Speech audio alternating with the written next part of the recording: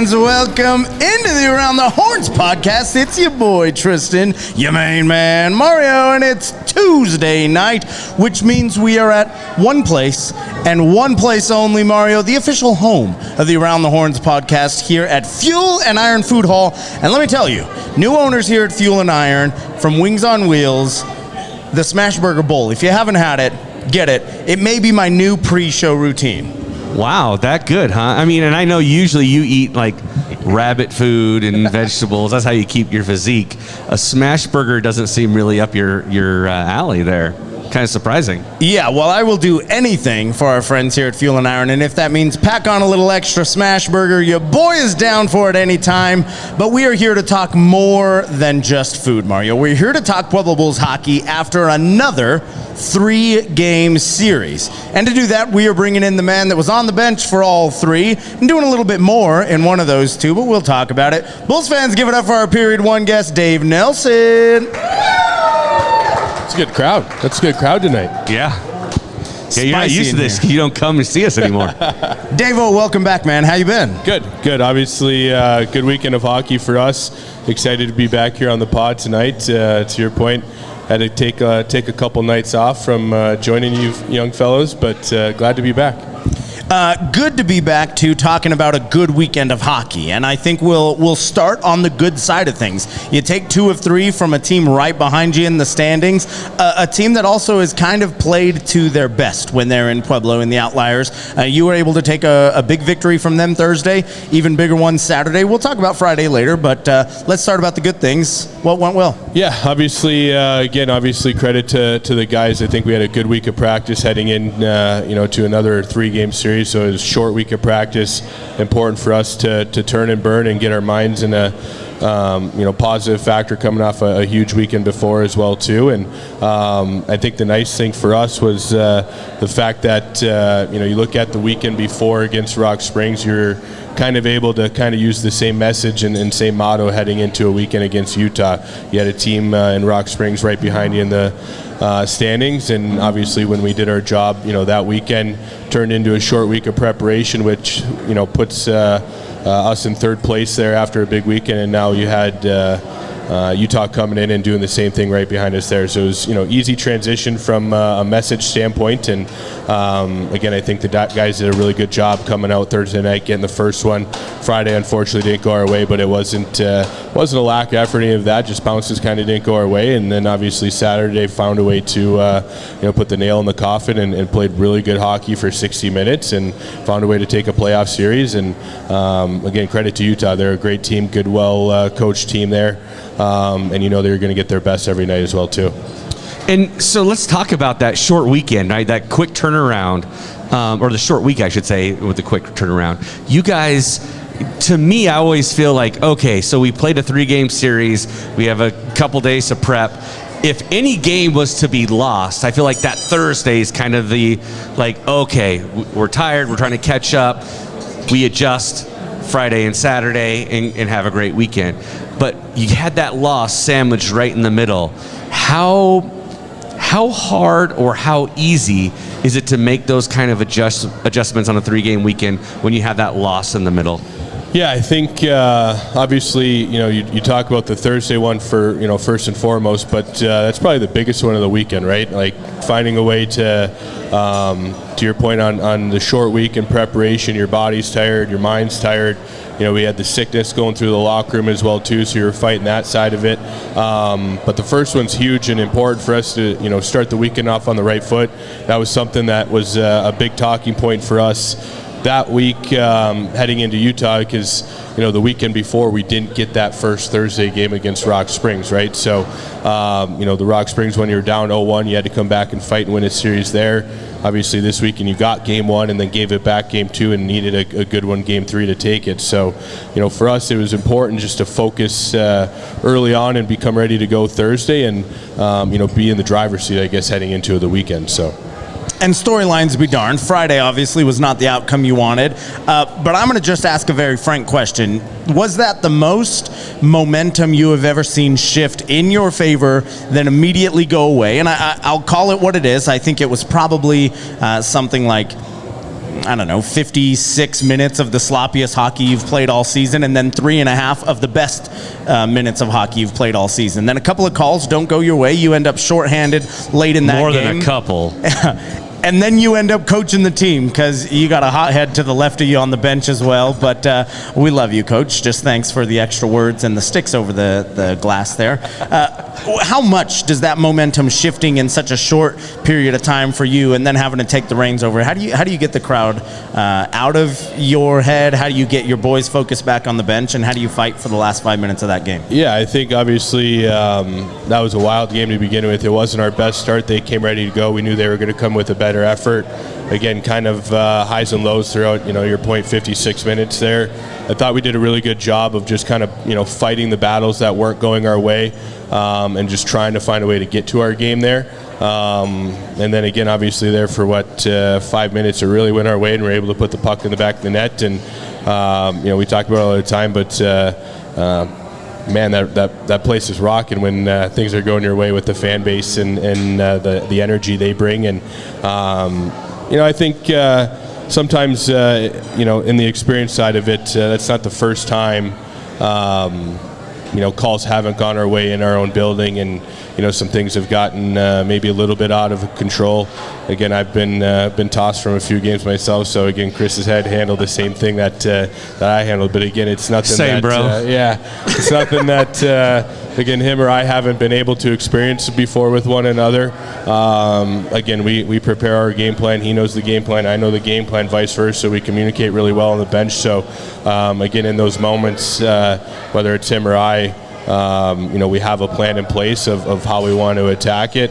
Depending on the situation, right there was a little bit different with the penalties, and then them getting a penalty there as well too, and pulling the goalie to make it 4-on-4. You kind of go through different opportunities as far as what you're looking to call, and we drew something up, found a way to win a draw. Unfortunately, Keats didn't get all the shot that he wanted, and then again, just kind of the name of the game there, the bounce goes their way, and it ends up going 185 feet. So I think more credit to those guys just finding a way to battle back in that game, in that environment, and I think it's a big boost of confidence for them as well to know that they're not out any game depending on the time of this or the score of the game as well too. So super proud of the way they handled themselves and found a way to get back in that game. Would have been nice to get to overtime, but sometimes again the puck rolls in different direction, but then we bounced back and found a way to win a series. Well, you know what I really appreciate about that game? For as bad as it started out, it was an entertaining game. We kept the fans engaged. I referred to the game all week as the most roller coaster-esque game I've been to in quite some time. There were highs, there were lows, there were hat tricks. hat tricks. Yeah, and let's talk about Barzy. I mean, we earlier today, we sat talking about the weekend and talking about that natural hattie he had.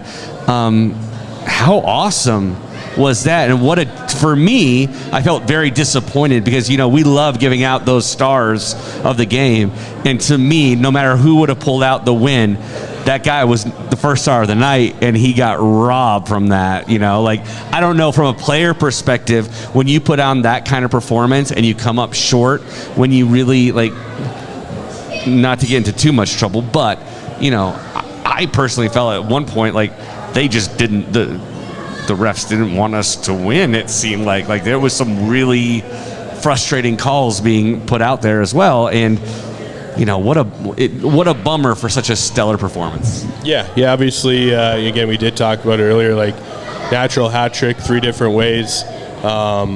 Super exciting. Obviously for us as a group, you're kind of going through that game, and man, he did that pretty silently. I don't think a lot of people realized it was a hattie. And I was messaging people. Yeah, throw the hats. Yeah. But again, super exciting for him as an individual player. And unfortunately, again, he didn't get the recognition that he probably would have got if we would have been able to find a way to win a hockey game. But again, if you were to ask Barzy, he attacks every game the same way, right? Whether it goes his favor or doesn't go his way. I think that's one thing that he's done a really good job this year, is finding consistent within his game. He was a heck of a player all weekend, and I would like to see him up for obviously honorable mention, if not getting the selection to be forward of the week. I think he finished the weekend with 6 or 7 points in 3 games, and obviously was a big piece to us having success all weekend. So I want to talk one final note here as you go into another big weekend of hockey. You're taking on Rock Springs in a couple of important games, or Casper, excuse me. You're not going to get any help from this division. Every team above you is going to do their job every game, and every team below you is going to give you their best moving forward. You are sandwiched right in the worst spot you could be right now at this point in the season. The people ahead of you don't want you to catch them, and the people right behind you want to catch you. How do you keep the momentum from an awesome weekend of hockey on the road this weekend? Yeah, obviously we haven't been on the road in a while now too, right? We started the first 3-4 games on the road and just had a really good homestand there of 8 in a row, and I think it's going to be a good opportunity for us to go on the road. Obviously we got some new faces and stuff, so you get to gel with the boys a little bit and create those relationships, which I think are important again when you're able to do that coming off victories over the homestand. That's huge from a positive standpoint, but again, we talk about it just they got a good little crowd over there in Casper. It's actually their last home series of the season, so they're going to bring the energy and the excitement just built around their inaugural year, and hopefully it's an environment that is fun to play in with the fans, and I think it's just a good test as far as using a message throughout. But every weekend we have to go into a playoff mentality, whether the teams are below us or their teams are in front of us. We got to learn how to win on the road and do it in a professional manner, and again, we're going to get a good test Friday night, and we got to make sure we're ready to go for it. Big road trip ahead of you, Dave. I appreciate you finding the time to come chat with us tonight. Best of luck to you this weekend. Thanks, guys. Bulls fans, give it up for our Period 1 guest one more time, Dave Nelson. And don't go anywhere. We've got Period 2 and Period 3 with some first-timers to the pod coming up on the official place for all things Pueblo Bulls hockey, the Around the Horns podcast.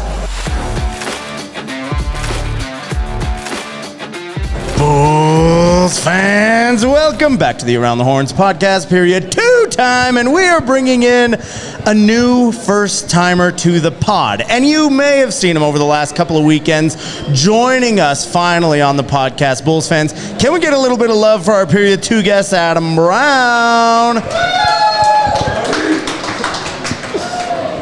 I didn't really even realize until we looked you up today by your first name. Government names should just go away when it comes to hockey players, because when I see you, I just think Brownie, so I'm going to just refer to you as Brownie all night, if that's all right with that's you. good. It's my Brownie, nickname, welcome to the pod. How are you, man? Good. How are you guys? Good. We're glad to have you on. We're glad to have you as a part of the team, and the impact you've made over the last couple of weeks has been killer. We've been wanting to talk to you for a while and get kind of your path here to Pueblo.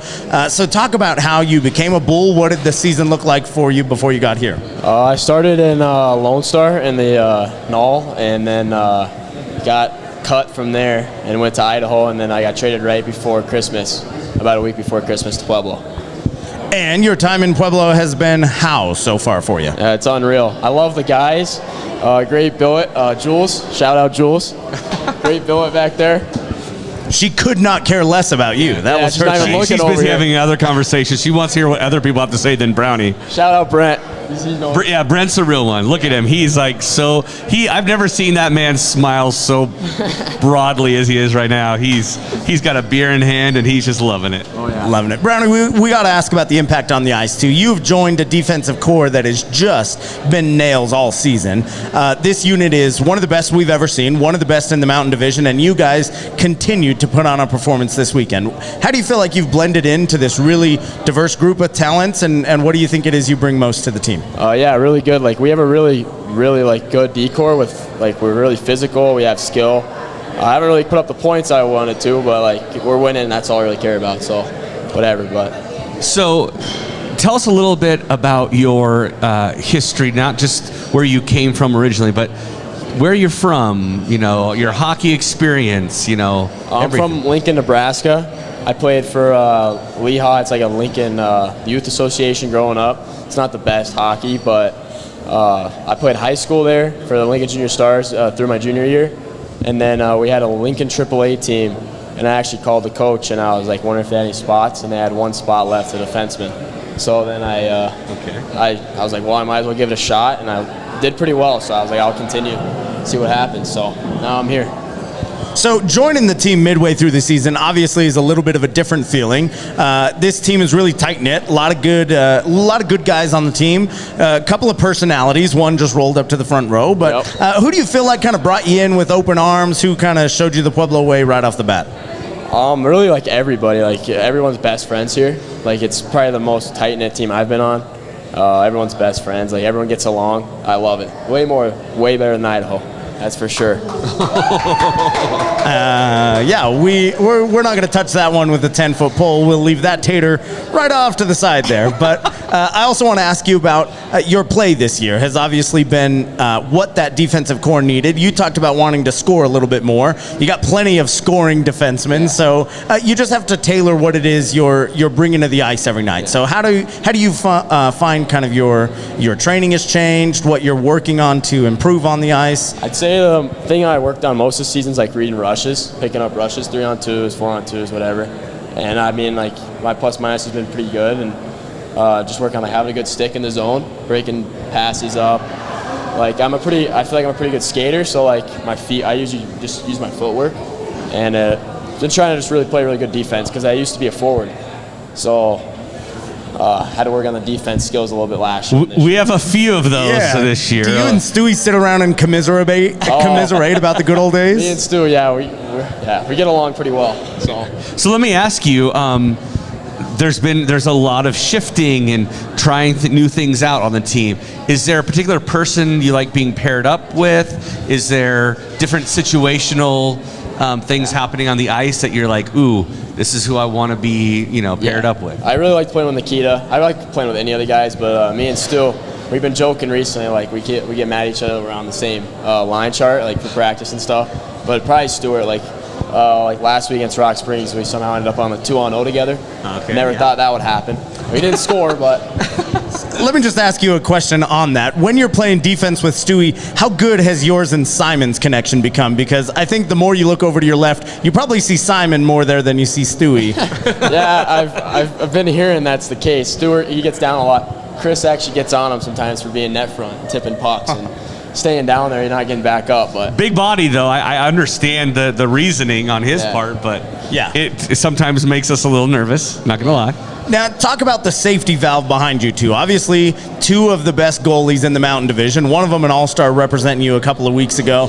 And Noel, every chance he has had, has just blown the other teams out of the water. How good does it feel? You don't have many chances where the goalies are left out on an island, but you've got some pretty sure-handed netminders behind you. How confident does that make you in your game to kind of push the envelope a little bit? Yeah, we're able to play really confident, especially like on the penalty kill, because we know we can give them like goal line drive or like just a shot, so we just take the pass away. Nolan's been playing unreal, like in Idaho, and then this weekend against Utah. So it feels pretty nice. Like if you let up a 2-on-1, like they have your back. Hopefully we don't, but sometimes you do. So. Well, you talked a lot about how great the teammates are here, but let's talk about the fans. Now, obviously in Idaho, they pack up too. Yeah. But what's the difference? Like, what is there something that makes Pueblo uniquely special from a fan perspective? Seeing both kind of the higher end fan experiences. Yeah, I really like playing at Pueblo. Like when I played for Idaho, it was really hard to come into Pueblo and play. Fans are crazy, they're loud. It's a lot different than Idaho because fans are kind of quiet, and with such a big building, it's a little bit different. But it's so rowdy here, and like there's a hit. I mean, it could be the smallest thing is like you pin a guy, and the fans are going crazy. So I really like it. It's a lot of fun. What is it that you're looking forward to most? You've got a road trip this weekend in Casper. You've got a Valentine's weekend, 2-game stint at home, and then you spend a ton of time on the road to end the year. So you've got just a couple of chances left to show out in front of the Bulls faithful here at home. What are you looking forward to most bringing to the PIA over your next few chances here? I'm really looking forward to playoffs. Really, I hope we get home ice. I hope we can get on a little win streak here and get a second seed. But we'll see what happens. Excited for playoffs, though. Especially with Idaho clinching this weekend. I mean, I think that you might want a little revenge and be able to find them at the end, huh? Yeah, it'd be pretty nice to see them, especially at home, because they can't play in this rink. So no one can.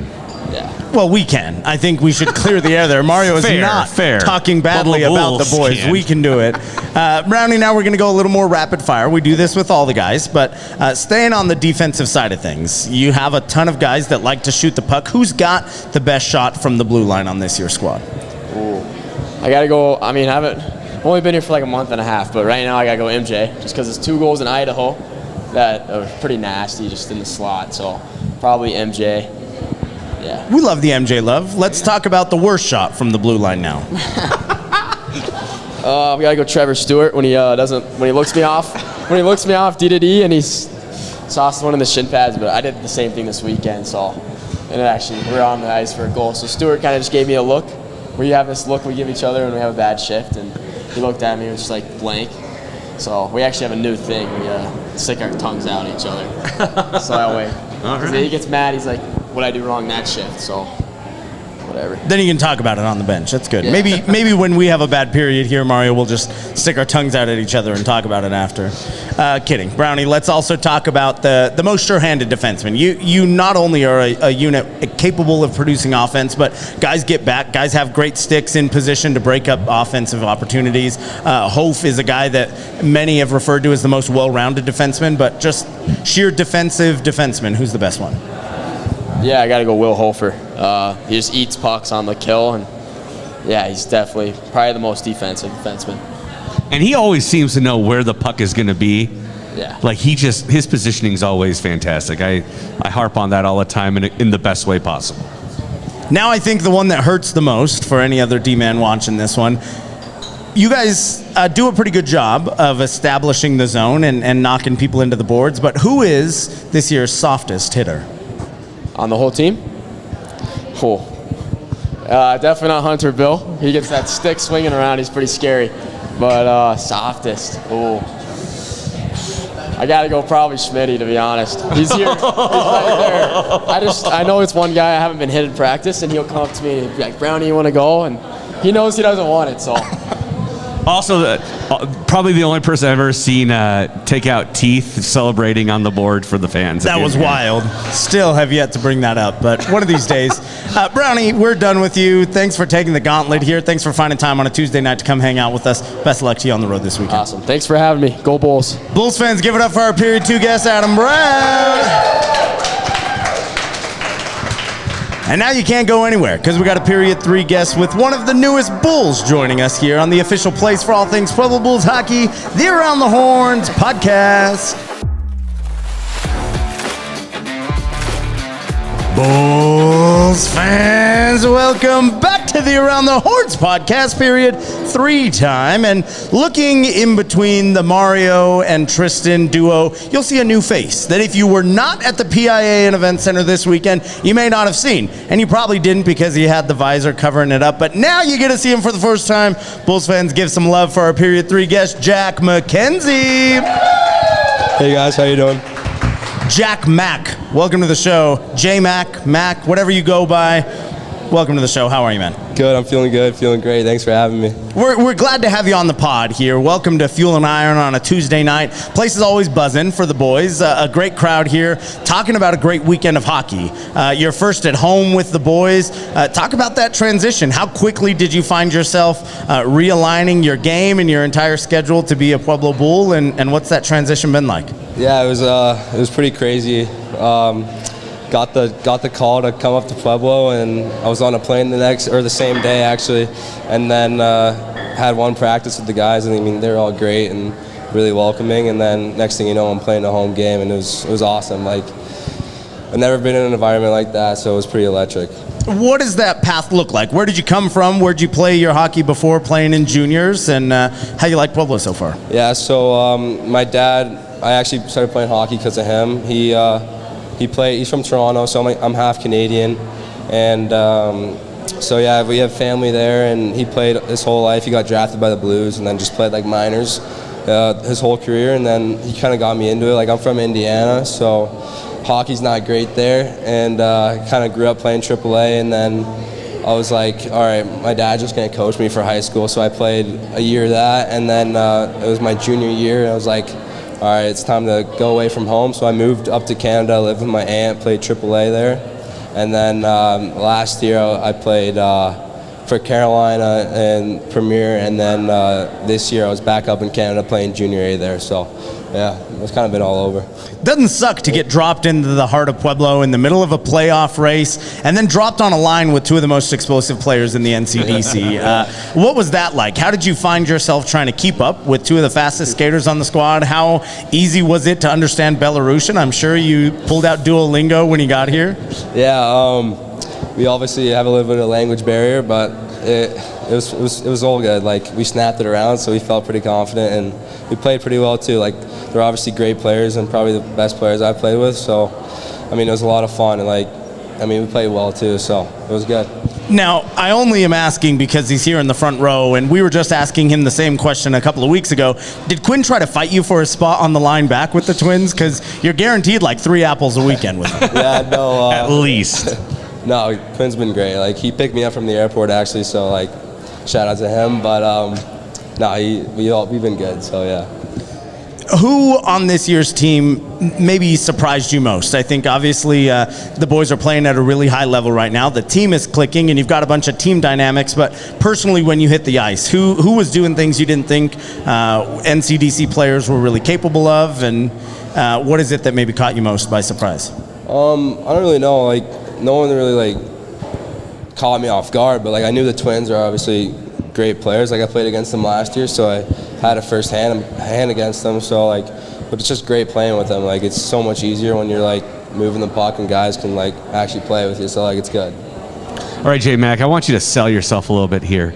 If you were sitting down in an interview and someone said, "What do you bring to this team? Who is J Mac, and what is he going to do to help us win a national championship?" What are you telling them? Sell me. I would say I'm a strong, fast centerman who's pretty strong in the dot and can play both sides of the game, and not afraid to bring creativity and score and physicality as well. So I'm not afraid to do it all and get in dirty areas and play creative as well. So yeah. And then, so you talked about, your origins in Indiana and Indiana not being a hotbed. I think that a lot of people are surprised that Pueblo Bulls hockey has kind of taken off the way it has, and it has now become a hockey hotbed in its own right. Elaborate a little more on the experience of the fans here and what you saw, and just how much that's a difference maker for you boys. Yeah, like, it's great. Like I said, like, I never played in an environment like that. Like, I never played with fans really. So besides like one game in high school, but coming out here, like, it's great. Like, you just get into it, like, you love it so much more, and like, you're like really into it. Like, you're dancing to the music, like, you're seeing the fans. Like, it's great. It's like, it makes you want to play harder for them and put on performance. So yeah. Now, what have you taken away from your first couple of days here with the team? Obviously, you're playing a position that there are a ton of skilled guys. You're more than 4 lines deep, especially at the center position. And watching some of your fellow centermen go out there and have themselves a weekend too. What are you taking from all of their games? Who are you spending a little extra time with in practice to try to glean some of their expertise? Yeah, like, pretty much everyone's have their own like little specialties, but like, looking at guys like Barzy, like, his hands are pretty sick, or like Billy, or Jimmy, sorry, he's pretty nasty too, but like, they're all smooth players, and Silky, so like, and Smitty's skating too, like, he's a pretty smooth skater, and like, yeah, just fast, and Bill's great, obviously, so. Yeah, if you ever want Pim advice, that's your guy. I mean, he's got like 60 on this season so far. But yeah, everyone's got their own little parts of their game, and like, you can pull really anything from everyone, so it really helps you as a player, and just competing in practice too will help you so much. So yeah. Now, you haven't had a ton of time to learn some of these things, but we are going to throw you through the gauntlet. We do it every time, and you get a little bit more fun with the forwards. And so we're going to ask you about who is the fastest skater in this year's offensive group. I'll probably go Simon. So, yeah. But maybe I can keep up with him. All right, we'll go out there. We'll watch blue line to blue line. Smitty's fast too, so yeah. Now, what about greasiest hands? Like I said, Barzy or Jem, yeah. Pretty, like, today in practice, they're humming. Yeah. Most surefire tape to tape. Like if you've got the breakaway, you know he's going to get the puck on your stick. Who's the best passer? Oh man. Either, I don't know, maybe Brownie actually. You can snap it. You can snap it to me. So yeah. Now this is the easiest one. Who is the softest player on this year's team? Oh boy. I might go Bill. Whoa. He's not even paying attention right now. He's bumping his gums right now. He has no idea. I'm joking. Great. We've got the squared circle in the back, too. We can settle that one out in 10 seconds. Yeah, I'll go him any day. Yeah, I don't know if he's the softest, but I don't think you really get to see how hard he is because he spends so much time in the sin bin. Yeah, no, I'm joking. He's definitely a tough guy. I would hate to play against him probably, so I'm just chumming. So is there anything that you've experienced here in Pueblo and with this team that caught you off guard or surprised you that you're kind of discovering about yourself or your style of play? Yeah, kind of like Brownie said, just like coming in and realizing like how close these guys are. Like it's great. Like you come in a good locker room, like it just makes it so much more fun. You want to come to the rink every day and like play for those guys next to you and put on that jersey. So like yeah, they're so tight and I love it. I'm glad I'm a part of it now. And for you, when it's all said and done, the end of the season comes and goes, what is success for you? What do you hope to accomplish? What do you hope to achieve, both personally and as a team? I want to win a championship, so like it's kind of why I wanted to come here. Like I want to play for something, and I feel like that's when my game really comes out, when I'm playing in clutch moments. So I'm really excited for the playoffs, and I can't wait to show everyone what we got. You've got some Bulls fans watching here, obviously, at Fuel and Iron. You got a ton more at home watching. They're going to have to tune into Flow TV this weekend. But when you get back for that second weekend of February, what do you have to say to them to show out for you guys at the PIA? Just get into it, and we'll put on a show for you. Let's go, Bulls. Woo! Well, that's easy. Bulls fans, give it up for our Period 3 guest, J-Mac! Don't wander off. Don't go. You're still on. Still going. You tried last week. We got a whole outro. Oh. We're going to wrap this sucker up. But we are going to be, unfortunately, watching Pueblo Bulls hockey from our homes this weekend, watching on Flow TV as your Bulls take on the Casper War Turds Friday and Saturday night, trying to extend that lead in the NCDC Mountain Division. And then we're right back here for Love United weekend. That's right. And how Superheroes weekend. I wasn't going to steal the surprise, but we might have some next superhero week jerseys. we got some surprises. People are not going to want to miss the pod or the games because we got some sweet J's coming. We got some surprises coming to the PIA and Event Center, and I think based on what we heard here tonight, we got some boys that are hungry to put up some dubs and go strong right at the playoffs. And there is one place that you can see all those things firsthand. It's the official place for all things Pueblo Bulls hockey, the Around the Horns Network.